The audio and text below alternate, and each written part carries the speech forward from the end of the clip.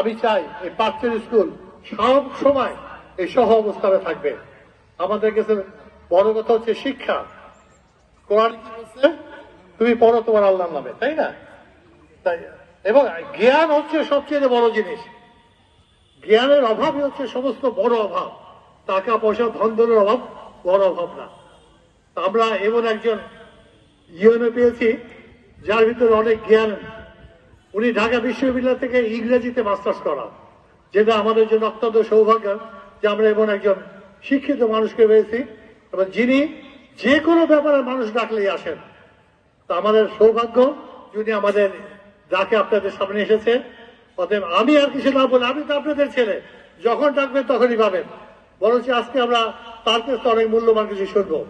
তো সবশেষে আপনারা আমাকে এখানে আনার জন্য আমি আপনাদেরকে আবারও ধন্যবাদ দিচ্ছি এবং যখন ডাকবেন আমি তখন থাকবো। আল্লাহ হাফেজ।